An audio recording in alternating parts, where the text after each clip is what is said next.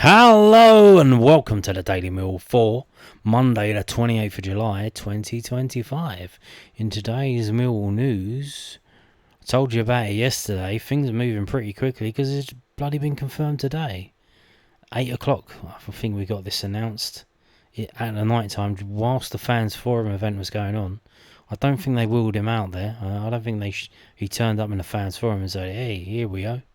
But yeah, Alfie Doughty is a lion, as I showed you in yesterday's video. A very interesting tattoo there. What's that about? Michelangelo, the finger of man. Millwall Football Club is delighted to announce the signing of Alfie Doughty from Luton Town for an undisclosed fee. The 25-year-old joins the Lions on a long-term contract ahead of the 25-26 season. Versatile in a number of positions on the left-hand side, Doughty arrives in the Den with both Premier League and Championship experience with over 175 senior appearances to his name. Doughty made his way through the youth ranks at Charlton Athletic before having spells at Stoke City and Cardiff City, and made the switch to Luton Town in June 2022, a club where he made over 100 appearances. Under Rob Edwards, Doughty won promotion to the Premier League in his second season with the Hatters, where he featured 37 times, missing just one match upon the club's return to the top flight. Mill's director of football Steve Gallen said, I'm really pleased we could get this deal done. Alfie is a player I've known for a long time. From when we were both at Charlton, even as recently as a year ago, there were Premier League interest in him. No doubt due to his versatility and ability both on and off the ball. He's an exciting footballer and a Mill fan, which has helped speed up the process, as he really wanted to join the club, which is an important factor when speaking to these players. I'm sure they will be a fantastic addition to the squad, and I expect that he will suit our style of play and help his teammates with his contribution to the side. Doughty will join up with the squad immediately and will wear number 14 shirt for the 25-26 season. Number 14. So there you go. Signed, sealed and delivered very quickly because he's a Mill fan to some extent, as much as a professional footballer can be a fan of a football club. I think his grandfather and his father are certainly Mill fans. So there you go. I don't know if he ever had any interest for Mill to come and play for their youth team, but obviously he went through the Charlton youth team, which is not unusual. Billy Mitchell came through Mill's youth team, and his brother went through Charlton's youth team, and he's in, I believe he's just on the outskirts of the Charlton first team at the moment. I think his name's Zach Mitchell, so it's not unusual. Now, so this is from the Southern News regarding the signing of Alfie Doughty. From southernnews.co.uk. Mill have completed the signing of Luton Town left-sided wing-back and winger Alfie Doughty for an undisclosed fee. The 25-year-old has signed a long-term deal with the Lions and will wear number 14. Doughty came through. I think is this going to repeat what we've just said? Yeah, I think it is. The only thing that they've added is Doughty finished his Luton career having scored 6 goals and recorded 18 assists in 102 appearances. So there you go. They just reworked what we've already said. And there you go. Now, that's all good, isn't it? That's very, very good. Now moving on to this. southernnews.co.uk. Mill midfielder set to get more minutes against Sutton United. And obviously they are talking about the man in the middle, the main man RBW, Rahis Bangor Williams. Is set to feature against Sutton United on Tuesday after Mill boss Alex Neil said the midfielder had work to do on his fitness following his first appearance of pre-season in a 2-1 win at Bromley on Saturday. Bangor Williams came on at half-time and took just 4 minutes to put the Lions in front at Hayes Lane. Mill have 2 friendlies left before the start of the season against Steve Morrison's side at Gander Green and against Estoril and the Den on Saturday. I thought he did fine, took his goal well, Neil told the News at Den. I think he's still behind the other lads in terms of, he's obviously not had a lot of minutes, so that's been frustrating from his perspective, but also ours because we want him available and fit. So he's still got a bit of work to do, but the pleasing thing is we can get more minutes into him on Tuesday, and then obviously we've got a game next Saturday, and we'll take a view on who gets minutes in that one. Camille Negley also made his first start of pre-season play in the first 45 minutes. Neil said, well, both of them showed the same minutes, and that's why we did it. Camille was probably slightly ahead of Elise in that respect. So yeah, obviously Bangor Williams unfit because he's come back from injury. I believe it's an injury that connected to an ankle injury that he picks up from the international break in March when he was playing for the England under-20s. Yeah, he got a knock on his ankle, and I think he tried to play on because he had just come on as a sub. But I think he probably should have just told them that he probably just should have went off because it was just a friendly. So, but he battled on, fair play. But he's back now. Now talking about that game tomorrow, we got a little bit more information. So this is a preview from millfc.co.uk. Is that David Ford there? David Ford in the black shirt on Cooper's left-hand side. I think it is, no? Cool. Mill travel to Sutton United for their final away pre-season friendly on Tuesday evening. That's tomorrow. The Lions face a short trip to Gander Green Lane as they visit National League side Sutton United in their penultimate pre-season fixture in preparation for the 25-26 season. Despite never facing Sutton United in a competitive fixture, the Lions have faced the Yellows in pre-season fixtures in the past. The most recent meeting between the two sides was in 22-23 when Kevin Nisbet grabbed all 3 goals on the night. Bosh. Mill legend Steve Morrison has been in charge at Sutton since January 2024 when he joined the club from Hornchurch. Former Lions that are currently playing under Morrison at Sutton United include Hayden Muller and Nana Boateng, who both progressed through Millwall's academy. Tickets for this fixture are priced at £12 for adults, £12 concessions, so no concession at all. £5 14 to 17-year-olds and £1 for under 14s. For full ticket information, including how to purchase, click here. You can purchase on the day. Now, here's the thing. The game's on Mill TV, but not in the UK. It's only for international subscribers. I believe that's connected probably to poor ticket sales. They do this kind of thing in America all the time. It's kind of like blackout rules. They do encourage... Now, they should probably say that, because they might encourage more people to go down there. But, whatever. They're doing what they do. So it's going to be on Mill TV, but only if you're abroad, or... if you are using a VPN to pretend you're abroad because of the recent changes that this failing Labour government have brought in to the rules on the internet. So, I'm sure if you use a VPN, go onto the Mill website, go to buy a match pass, go do all that stuff, and then you can watch the game. Or you could just go down to Sutton. I mean... Obviously, I imagine there's less chance of getting stabbed if you're just watching it in your house. But, did you hear about the stabbing down Bermondsey today? Yeah, nasty stuff, eh? 4 stabbed, 2 dead, and a 30-year-old arrested. Long Lane.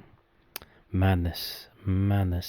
Now, while this game is happening at Sutton United, there is a game over the other side of London in Harrow that will be of interest to Millwall and Millwall fans, and that game is Barnet versus Newport County. Obviously, this season, mentioned it before, they've got this preliminary round for the Carabao Cup, which is all fine and good, but we drew the team, so now we don't know who we play. Everyone else, all these other teams, they know who they're playing.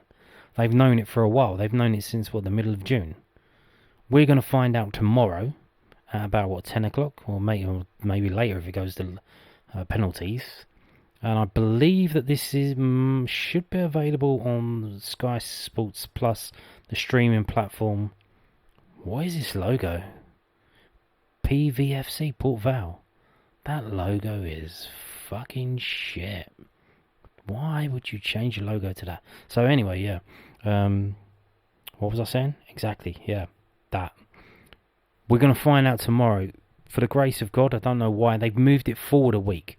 Because otherwise we would have to wait until next Tuesday. But I don't know whose great idea this was. Barnet, Newport's, Mills, whoever. They've moved it forward a week. It's going to take place tomorrow. So they're going to play the game before the season starts. So fantastic stuff there. Thank you, Barnet. Thank you, Newport. Thank you, EFL, Carabao Cup, whoever agreed to this. Because that will give us 2 weeks' notice, and then we'll know, is it going to be an away trip to Barnet? Because we're drawn away to these. Does it say down here? It might say down here. Yeah. So we've drawn away to TBC, and the TBC is Barnet or Newport County. So is it going to be a trip to Harrow to watch Barnet, or is it going to be a trip all the way across the country into another country, that country being Wales, to Newport to watch Newport versus Millwall in the Carabao Cup first round? So yeah, keep your eyes on that tomorrow. Obviously tomorrow's video I'll tell you all about it. I'll tell you, won't I? So, just come back and watch the thing tomorrow. Now, mentioning this, so obviously it was the fans forum tonight. They don't film it, they don't show it online, but I don't know if that's a privacy thing between with the people involved. But you're in a public area. It's a public meeting. Like, you can just tell people, like, you're going to be filmed. If you don't want to be filmed, then tough shit, or get out. But they never do film it. But we do have notes, and this is from millonline.com, and someone has taken like short little like sentence notes. So again, don't know how what's the word, how accurate this is, can't say, but just going to read the notes, and we can assume we'll take this in good faith. This post, a well-known member, this is millonline.com, one of the most popular Millwall forums. It's the one that you can view in public. The other one is closed, and I wouldn't show that, because if it's closed to the public for a reason, if you are a member, which I may or may not be, I'm not going to tell you, but if you go in and then you take screenshots or you just show it, that's kind of, that's out of order in my opinion. So I'm not going to do that. But this one is online, it's public, it's the forum. So let's read what they've got from today's fans forum. So the club wants Tanganga to stay. He's been offered a new contract, but he wants to play in the Premier League. So Mill have offered him a new contract, but he wants to play in the Premier League. So obviously we know that there's the release clause in that contract. Well, we don't know. We were told. Could be bollocks, but I think Richard Corley told us so. I believe him, but obviously he was told by someone else. So if someone else has told him, how he has to rely on that person being truthful. So again, could be Chinese whispers, but we're told it's as low as 2 million. So we are looking to sign a central midfielder who can take the ball and drive us forward. So another one. But here's the thing: the central midfielders we play with are, what do you mean, like Billy and Casper? They're two sitting. They sit deep. So I mean, you don't have to do much to drive us forward, just because you're literally on our own penalty area. You've only got to go 10 yards, and you're on the half. You know what I mean? So I don't know what they mean by that. They mean, I don't know what they mean by that. Surely it's down to the way we play. I think that's probably the Alfie Doughty, because he fits that description. He is someone who can dribble with the ball and does dribble forward, and he does play in midfield, but he's more of an attacking midfielder. So, regarding Ivanovic, Alex Neil said every player has his price, but he's very pleased with his progression, and Alex Neil also revealed Ivanovic was homesick when he first joined. Yep, of course. But here's the thing, the good thing about this league, well, good thing for the players, bad thing for us, is the international breaks. So you'd imagine you go to the boss and say, look, can I go home for a few days, half a week, whatever, a week, go back. Obviously he's been called up for the under-21s now, so he's going to get that every international break. We are not looking to sign a right back. So we are not looking to sign a right back, which is interesting. You know, we have Ryan Leonard. We have Danny Mack, but he's not fit yet. And even if he was, I don't think he would be challenging Ryan Leonard too much. Ryan Leonard's performance has been absolutely brilliant, both defensively and going forward. And, you know, Cramer's been there playing there as well, and he's been pretty good as well. So I think they're just going to stick with those. Those are the three options, really. Unless you kind of convert, I don't know, someone like Massey into right back. I don't know about that, but obviously Ryan Leonard getting on a bit. So you'd imagine that maybe that's a thing for next year. So there you go. Kevin Nisbet is starting with a clean slate, but Alex Neil said he knows what he needs to do to work his way into the team.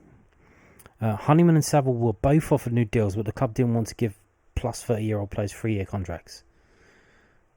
Yeah, I don't know about that. I'm pretty sure, like, it's pretty well known that you offer them lower money to stay, and that's a thing that you've done in the past with other players who have accepted it. So I don't like. They wanted so in return for the lower money, they said, "Oh, okay, give me 3 years," which then would kind of balance itself out. Because rather than having, you know, high money for 1 year or whatever, you know, you said, "Oh, we're going to give you a lower money." So then they said, "Well," then they probably countered, "Well, if you want to cut my salary, I want another year." But then that kind of defeats the purpose of cutting the salary, because, you know, the exposure that the club's out financially is kind of the same. It's just spread out, which, you know, don't make sense. Well, it does for the player, because obviously they're not losing any money, but for the club, it doesn't make any sense. That defeats the purpose of cutting the wages. Steve Gallen talking about Alfie Doughty signing, so they announced it. Obviously when the fans forum is going on. He's an exciting player and a fan, which has helped speed up the process, as he really wanted to join the club, which is an important factor when speaking to these players. Alex Neil said James Burleson is the best and most supportive chairman he's ever worked with. Yeah. And my job is to get Millwall into the Premier League. Indeed. The Alfie Devine transfer is unlikely to happen. So, as previously mentioned, we're looking to sign a central midfielder who can take the ball and drive us forward. Doesn't seem that that's Alfie Devine. Alfie Massey needs consistent game time to develop as a player, and Gallen said he knows what under 21 players are going out to go out on loan, but mentioned no names. Well, I would probably assume Ben Drake, because he looked in pre-season. Did not look out of place against, was it Northampton? Was it Wimbledon or Elche? No, he didn't play against Wimbledon, did he? And he was on the bench for Bromley, so he did not look out of place. And that was a League, Northampton League 1? League 2? No, they're League 2, aren't they? He didn't look out of place at all. So yeah, interesting stuff. So yeah, there you go. That's some notes from the fans forum today. Now moving on to this level playing field. Disabled Sports Fans Fan Survey 2025. Level Playing Field Annual Fan Survey launched. I covered this last year. So last year's survey received a record number of responses, which results in the most common barriers to attending the services which would improve disabled sports experience. This year is a more focused looking at accessible parking, while other data will be compared to previous surveys to track ongoing trends. Disabled fans who have taken part in previous surveys are therefore encouraged to do the same this year to help the charity monitor any areas of evolution or stagnation. This survey is open to all disabled fans across England, Wales and Scotland and can be completed here. So if you go to EFL.com, go to this story, or just probably search for Level Playing Field 2025 survey. So yeah. Overall results are shared publicly. Clubs get individual reports, so if you say you went to a club, they'll get something about that. So yeah, it's open for 4 weeks. It closes on Monday the 25th of August and can be filled in here. You can view last year's results here. So the survey is very short, you know, it's not that hard. So just ask for your age, what private parts you've got, for some reason. What ethnicity you are, again, for some reason. And then what kind of disability you have. Even like digested, like Crohn's. So I guess like they're talking about like the toilets and stuff. Obviously, the Millwall toilet's probably not that good if you got Crohn's. I imagine you need to take a shit probably in the first half and the second half, and each time you go, you get a lung full of wacky backy. Fun times. Are there any sports or sporting venues that feel unable to attend? Which ones? So maybe you've been to the Den and you're not happy going there again. It's hard for you to go if you've got certain disability. Or this isn't just about Millwall, by the way. This is any sporting venue. So maybe the horse racing. Maybe, I don't know, where else would you go? Table tennis, York Hall, boxing at the Olympics, boxing at O2. Wherever you've been, any sporting venue, and it says here, which barriers have stopped you attending?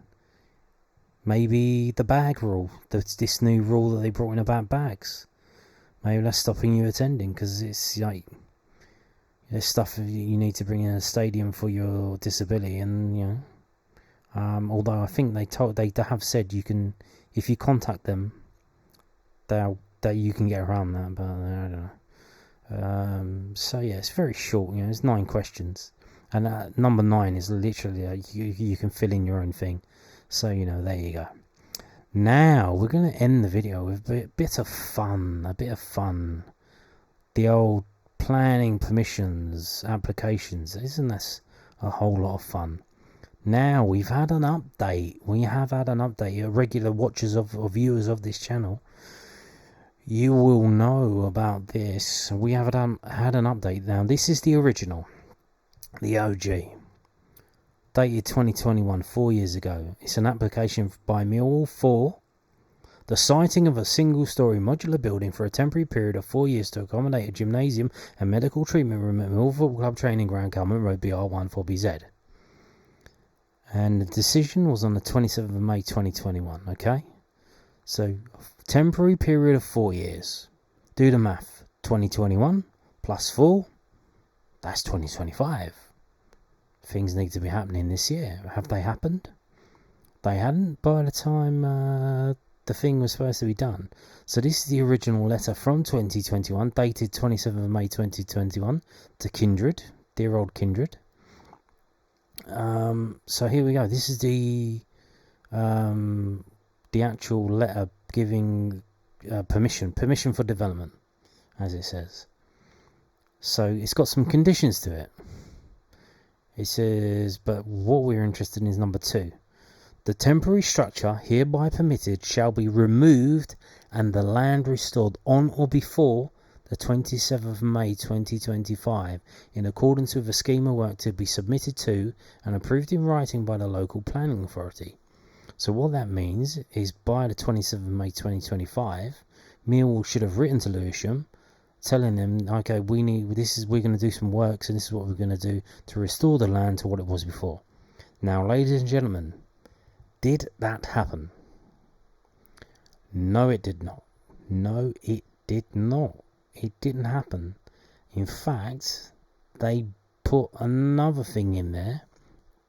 They put another, what do you call them, shipping container there to house offices and other stuff there. So what? Everyone's scratching their head like, well, what's going on?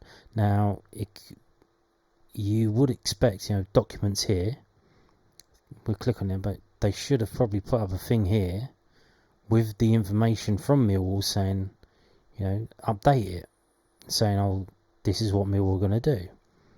That hasn't been updated, but we have had something pop up today, and that is, you can see it here, Wednesday the 16th of July, but it just got published, I believe, sometime in the last week, because I have checked it. I checked it about a week ago, so sometime in the last week. We've got it up. We have got it up. So, application received 15th of July. Demolition demolition of existing single-storey changing rooms and replacement with two-storey changing rooms and offices at Millwall Football Club, Calmont Road, BR1 4BZ. Okay, so they were supposed to have this sorted by May, and they've only just got the application in July. And it's an application not to return the land to how it was before, 4 years ago. It's to get planning permission for more, double, two-storey. So let's have a look. This is the application form. It's a right old piece of literature. It's 20 pages long. It's an insane amount of questions that they're asking. We're just going to skip through all this because I want to get down to the bottom to show you the date. Because I checked the date, so did they get it in time? Because here's the thing, maybe, it's Lewisham, they just put it up late. Maybe that's the thing. So maybe Millwall have already dealt with all this stuff, and it's been taken care of, but it's Lewisham was slow in putting it out on the planning application. Maybe that planning office, they're working from abroad, using a VPN, which you do. They're taking phone calls and emails and they're pretending that they're in the UK when they're actually, in the south of Italy. Maybe that's the situation. So here's the date. 25th of May 2025. 2 days before. 2 days before. So they filled in the application 2 days before. But then we have a little bit down here that's dated, I don't know if this is the council. They've checked through it and gone through everything, and then they've dated it and signed it. Peter Redshaw, I don't know if he works for the council or what, but this is dated the 14th of July. So again, I don't know what's going on here. So it looks like Mill did get it in just 2 days before. They got planning permission to extend and improve on what they already had, instead of following the original planning decision that was to return back to what it was before. So that we can see the plans that they've got now, and this is dated the 14th of May, so again well inside that 27th of May cut off. We've got the covering letter and stuff.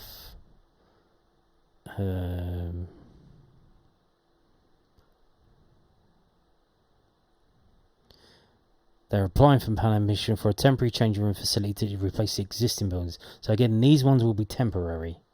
So it looks like they're doing more, but these will still be temporary. It's not permanent, still temporary.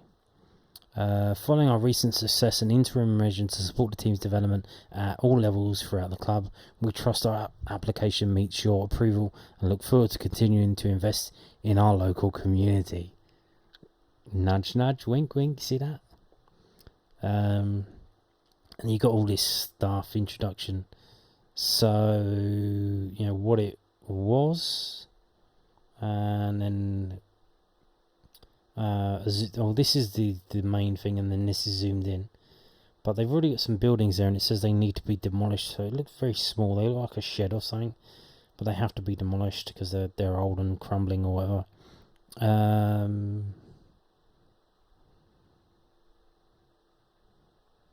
3 of the existing structures have been demolished and replaced with an improved space that meets the current needs of the clubs.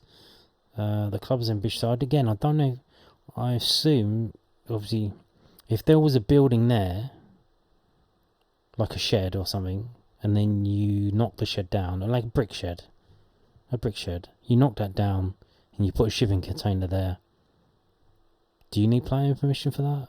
I don't know, there was already something there, so I don't know what that's about. But the club has ambitions to move to the Premier League, and there are further investments being planned to provide a permanent solution, whilst the proposed changing provide an interim measure.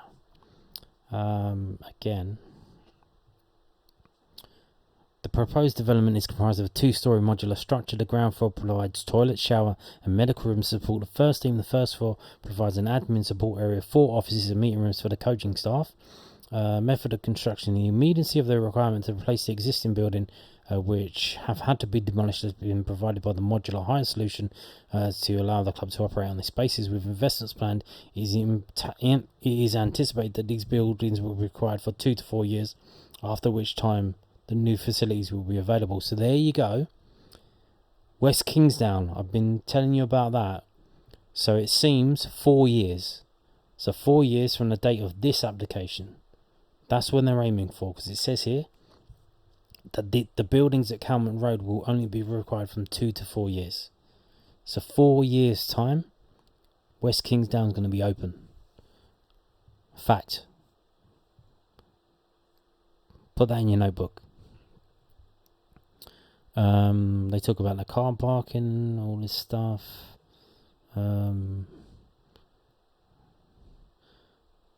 The new building will be part of Firex safety strategy. Okay, cool. Additional toilets have been added as part of the development to the existing building. Are they male? Are they female? Are they non-binary? There's no such thing. Exactly. Now here's the thing. This is interesting. Right, okay. This is interesting. Why is it interesting? Now this is the original one, is it not? Is it? Yeah. Is it? 2021? Yeah, 2021. So this is the original one, right? So if I'm on the wrong bit. Go to that. Is it gonna load or is it too old? Okay. Right, so this is the original one, right? But the picture they took is different from the one that I just shown you. But it's the same. It's regarding the same thing. The siting of a single-storey modular building for a temporary period of 4 years to accommodate a gymnasium. And it says here 27th of April 2021, 27th of April 2021, 22nd of June 2021. Whereas if we go here, this says the 12th of April 2021, the 19th of April 2021, and the 27th of May 2021. And if you look at the reference number, this is DC 211 or 211212. You go to this one, 210208. It's totally different. So what's gone on here? Now I'm guessing that what may have happened is that obviously if you're a person or a company that's applying for planning permission, you have to sign in, log in, you have to have an account. So you get an account with that goes onto the thing that I just showed you, the planning pages. So it could be that the information that was given to Mill through their account is different than the information that's been given to the public. The one that I just showed you, that's the public one. This may be one that was, uploaded to Mill's account on that website, which could be different. Hopefully it's that, and hopefully it's not that they've, photoshopped this, but then, why would you change the reference number? That you probably wouldn't do that. I don't know, but again, even the things at the top where it says constraints, documents and related cases, they're not the same either. So yeah, I don't know what's going on here. This is the site, and it looks like this new thing is in red, and it's going to go around. Although I think they've already built it, so I think they are asking for backdated planning permission, because they already have done some of the work. So it would be probably a shame if they got told to remove it. Now, even here, the plan, the date on this is, you can see that 22nd of the 5th. So this is in day. But this is like the 31st of the 5th. I think one was July as well, no? No, I think they're all May. Oh, this one is the 19th of the 5th. So again, it's been this one here says issue 14th of July at the bottom there. So again, you hope that Lewisham are accommodating, but the residents over the road, they have been moaning about works that have been going on at Millwall. But I would say to them, be careful what you wish for, because in 4 years' time, when Millwall to move to West Kingsdown, it could be you could be facing like 2 or 3 tower blocks over the side of your road. So maybe be careful what you wish for. Although Millwall have said they want to keep the site and use it for junior training, so there you go. But that's it. We finally get planning permission for the changes that they've already done at Calmont Road. Again, I don't know what the delay was, whether it was Mill's mistake. It's fair play to them. Here's the thing. Who is supposed to remember about a thing that's 4 years in the future at a company where the people and the personnel have changed? How do you remember something that's 4 years in the future? Do you write it on the whiteboard? Do you get a plaque and stick it on the wall and say, P.S. reminder, in 4 years you need to deal with this? Like, do you hire a firm of lawyers to contact you in the future? Like, how do you remind yourself about a thing that's 4 years in the future if you're a business that has people that keep changing? I don't know. So, but it has been going forward now. Hopefully they get it through. They don't get any shit off the council, even if the local residents do complain. But we'll wait to see. And on that note, thank you for watching, and goodbye.